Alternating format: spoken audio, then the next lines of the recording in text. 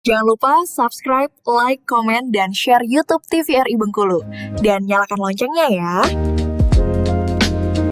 Tim penyidik Pitsus Kejati Bengkulu menahan Direktur Utama dan pemilik PT Desaria Plantation Mining DMP terkait kredit macet Bank Raya Indonesia sebesar 58 miliar rupiah. Tim penyidik tindak pidana khusus Kejati Bengkulu kembali menetapkan 2 orang tersangka dugaan korupsi kredit macet Bank Raya Indonesia sebesar 58 miliar rupiah. Kedua tersangka tersebut kakak beradik yakni Raharjo Sabto Aji Sumargo selaku pemilik perusahaan PT DPM dan Novita Sumargo selaku Direktur Utama PT DPM. Pada kawan-kawan media yang sudah menunggu pada malam hari ini kembali Jasa Penyidik Kejaksaan Tinggi Bengkulu melakukan tindakan pro justisia terhadap penahanan terhadap 2 orang atas nama NS, RS, dan NS. Keduanya disangka melanggar pasal 3 dan pasal 2 Undang-Undang Tindak Korupsi dengan melakukan penyalahgunaan wewenang dalam pemberian kredit, fasilitas kredit terhadap dari Bank Raya Indonesia kepada PT Desaria Plantation Mining.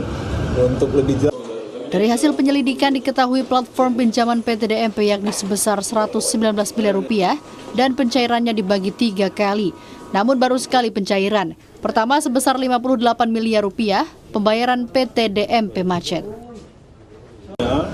Bahwa kedua orang ini merupakan pengurus inti dari PT Desaria Plantation Mining yang pada tahun 2017 mengajukan pinjaman kepada PT BRI Agroniaga dengan total pembiayaan sebesar plafonnya 119 miliar, namun yang dicairkan itu baru tahap 1 senilai 48 miliar. Jadi sampai sekarang informasinya belum ada pengembalian atau asuran bunga sehingga mengakibatkan potensi kerugian negara sekitar 50 miliar. Sementara setelah pencairan pertama 58 miliar rupiah, kedua tersangka justru tidak menggunakan uang pinjaman tersebut sebagaimana pengajuan mereka pada Bank Raya Indonesia. Kerugian negara atas ketidakbenaran sejak awal ya. Jadi sejak awal itu kan seharusnya dalam analisa itu kan teranalisa secara betul. Walaupun terjadi sesuatu kan bisa ngangsur, ini enggak. Duit yang sudah diterima faktanya dipakai bukan untuk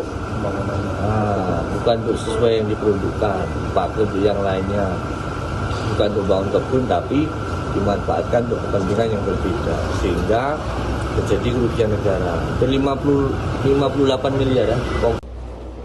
Usai ditetapkan tersangka, tim penyidik Pitsus Kejati Bengkulu menahan mereka di tempat yang berbeda. Tersangka Raharjo Sabto Aji Sumargo ditahan 20 hari ke depan di Lapas Arga Makmur Bengkulu Utara. Dan tersangka Novita Sumargo di Lapas Perempuan Bengkulu. Atas perbuatan yang mereka lakukan, kedua tersangka dikenakan pasal 2-3 Undang-Undang RI nomor 20 tahun 2001 tentang pemberantasan tipikor jungto pasal 55 ayat 1 ke 1 KUHP. Tim Liputan TVRI Bengkulu melaporkan.